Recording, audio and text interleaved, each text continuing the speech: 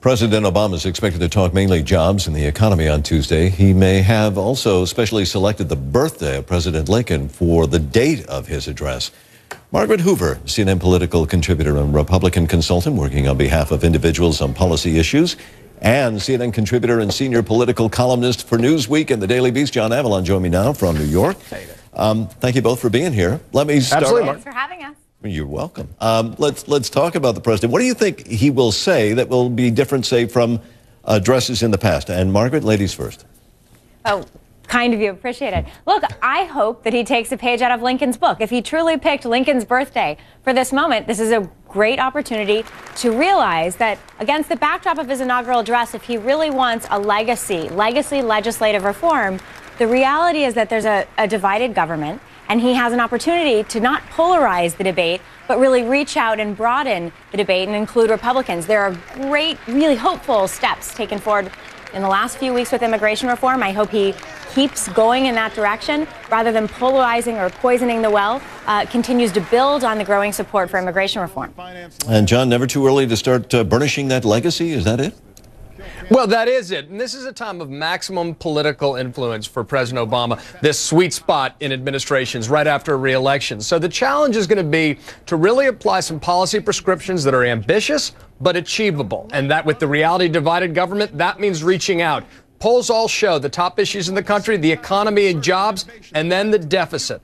And the issue, I think, for Democrats is not to overreach, not to feel that they can ignore the issue of deficit. They're going to have to find a way, and the president's going to have to put some real plans on the table behind the rhetoric of reducing the debt, in addition to investment and immigration reform, which are all consistent with making America more competitive in the 21st century. What about gun violence? This was an issue, of course, that was an extremely hot topic just only a few weeks ago. Now that seems to really be fading away.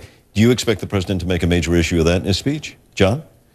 Well, I think the president will address gun violence. He barely noted it in his inaugural address. This is a time for policy prescriptions and following through. Newtown has created an urgency behind this issue that the president really does have an obligation to follow through on. And so I do expect that immigration and guns will be core aspects of this speech, but all underneath the larger framework about making the economy work for the middle class. And that will be, I believe, the frame of this State of the Union. Margaret, do you think the fact that he hasn't been talking so much about guns is the fact that there was so much pushback?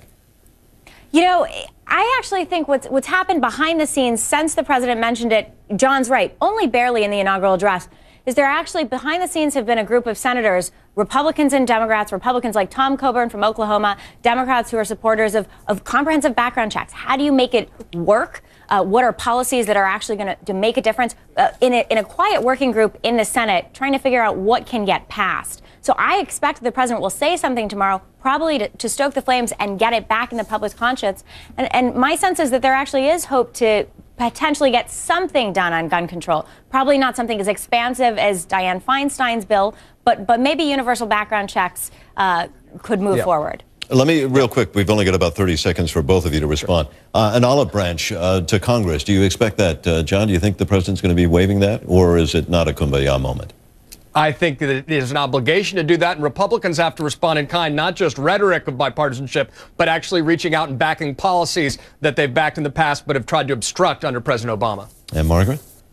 Maybe if it's Lincoln's birthday, he did it for a reason. He'll take a page out of the playbook. We've all been seeing the movie Lincoln. We know it's up for Academy Awards. He'll hopefully take a page out of how that 13th Amendment got passed. Yeah, correct. And bring us all together. We could all be deeply inspired by that. Yeah, that's right. Very, very appropriate. Thank you both very much for joining us to talk about State of the Union.